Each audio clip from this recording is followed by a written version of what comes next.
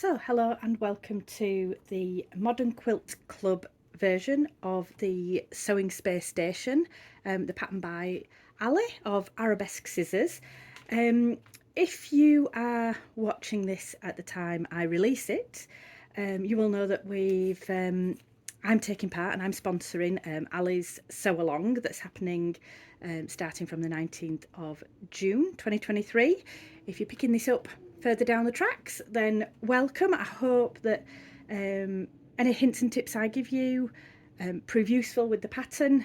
I've only sewn so far one sewing space station. I can see I'm going to make a few. I'm certainly making another one starting from next week. But just I thought it'd be useful to explain what's in my kits, because I am offering to the UK and wider market, if you want to pay for shipping, custom kits that go along with the pattern. It's just a case of then working through what we've got and giving you some little tips I've picked up along the way. Ali's pattern obviously is available via her website, and they are really great patterns, and really quite a lot in there and loads of instructions. But not only that, she does great YouTube tutorials that basically take you step by step through the pattern. So for me, when I come across quite a chunky pattern, I'm sometimes not great with following all the words, or really taking in all of the detail, maybe missing things, but I do love a good video. So when I made this first one, I was kind of mixing up a little bit both of them, because I was trying to read the pattern to make sure I understood what customers would be doing, but I was watching the videos as well to pick up all of Ali's tips, because honestly, she gives you so much information. So the videos are free to anybody via her YouTube channel, and you can go there and see, and you can do it with any of her patterns, see if you actually like the look of the item, see how it's put together, and you don't have to buy the pattern at that stage. But obviously the only place you're going to get all of your cutting information from is by buying the pattern, and that's how you support pattern designers like Ali. So again, I'm today not going to be giving you any measurements or instructions. When you buy a kit from me, it doesn't include any of that information, but it does include the correct amount of fabric you require, according to Ali's directions, in a variety of fabrics to give you a nice bit of choice for mixing and matching and making it patchwork-ish. Or you can really mix it up and cut it all up and sew it back together again if you wish. So this is, as you can see, I've still got my binding clips on, not quite finished, but this is my first, let's say, trial run of the pattern, so that I could see how much I needed to kit up with the fabrics. And I did this in a line called Amelia, that I got from Macao Fabrics here in the UK. This is something that I actually used in a mystery quilt this last year. It was a really popular, quite cute one. Not really my style, sort of the ditzy florals, but I knew that it would work really well for mystery quilt, and actually I'm really pleased with how it's turned out on here too. So I'm going to talk you through the different elements of what's in the pattern, and essentially week one is all about cutting. So I'm going to share with you a couple of little cutting mistakes I made, just because I kind of thought I knew what I was doing, and it might help you just so that you know where to place your fabrics, because when you receive your kit, if you buy one from me, you will know that I supply you with 4.5 meters and then 3 long quarters, and they're your main fabrics to construct all the different elements. Now, where you put those fabrics can depend on what you want to do and how you want it to look.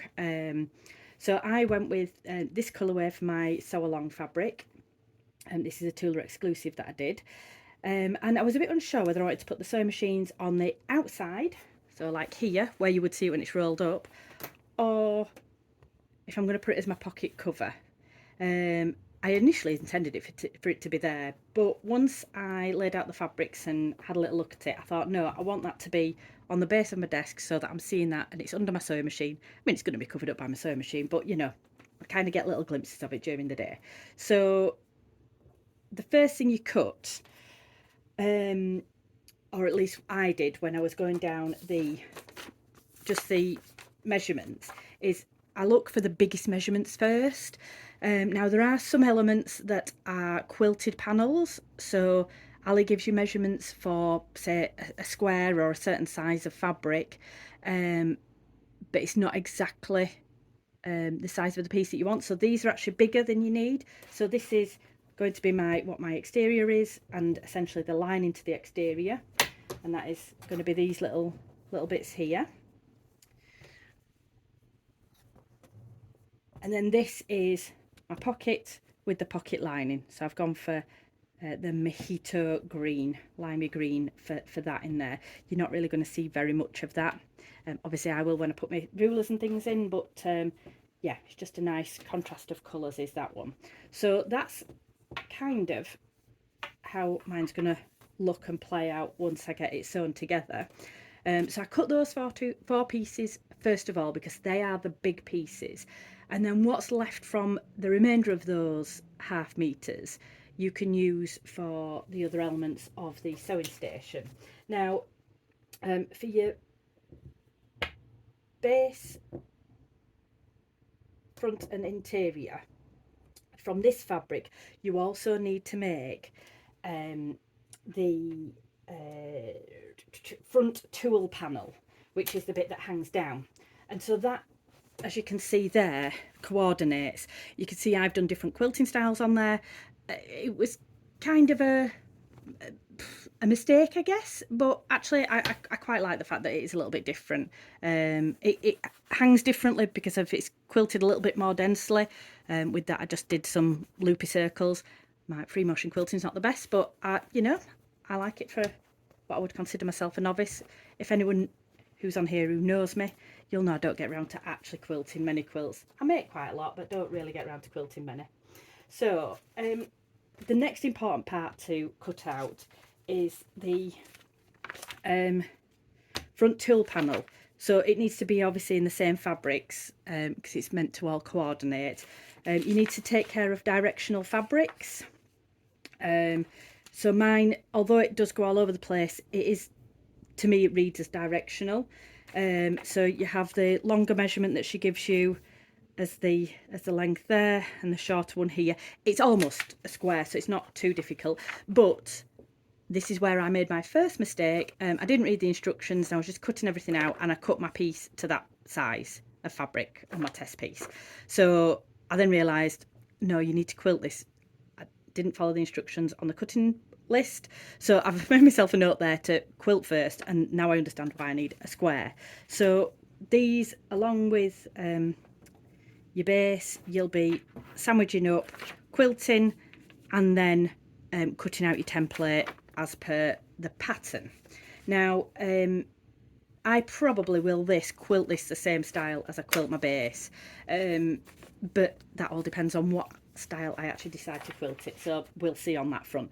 Because obviously if I do straight lines on the base, I'd be a bit funny about wanting the straight lines to actually match up, and with this, obviously, I suppose you can cut your piece so that you can match it up, but that's just me being a bit funny. And then when you come to your outer tulle pocket, again, this is a quilted panel, so you make it bigger. And as Ali mentioned in her video, I know she spoke about this, if you have a feature fabric or something you want to focus on, you need to kind of give yourself enough room around there so that when you quilt it, potentially will shrink a little. And I'm hoping that I will be able to get that sewing machine on the front of there. And that bit, just so you know, and you can visualise it, is going to be this bit here. Now when you've got your cargo sewing station, which I haven't done for this yet, it will sit on the front of there if and when you have it attached. It's removable by some little buttons and elastic, but when it's not on there, it'd be still quite nice to have that. So again, you need to cut that bigger so that you can quilt it and cut it down. Then I had my 3 long quarters, and I was debating on what I wanted to go where. So because I'd gone for that as my exterior, I decided I was having the little green and pink safety pin fabric as my ties. So they're cut and labelled. I left my cargo bay until the end because that's kind of a removable item, and I could cut it out of any of the spare fabric I had. Ali in her pattern does give you information as to which of the fabrics she intends for it to be cut from, but it's totally up to you. But what I did want to coordinate was the flaps that go on the pockets.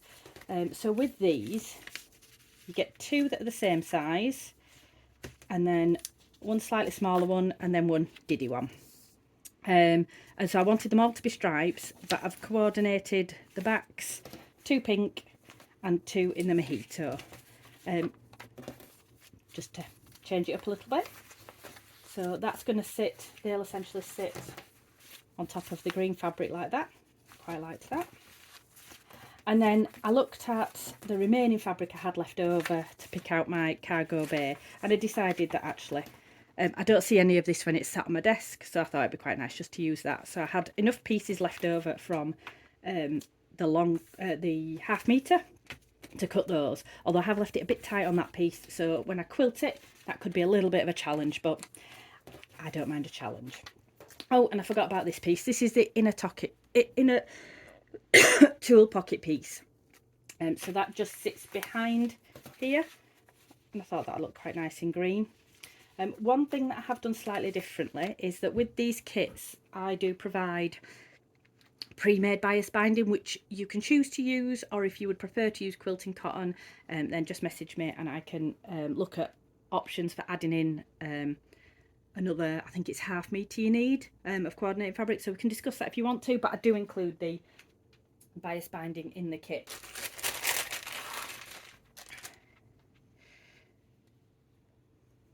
So the bias binding for these kits, I went for this aqua blue, but I decided that on the edge of this I wanted to include the same stripe as the pockets, just to sort of tie it all together. So I've just cut myself a couple of short lengths of bias binding.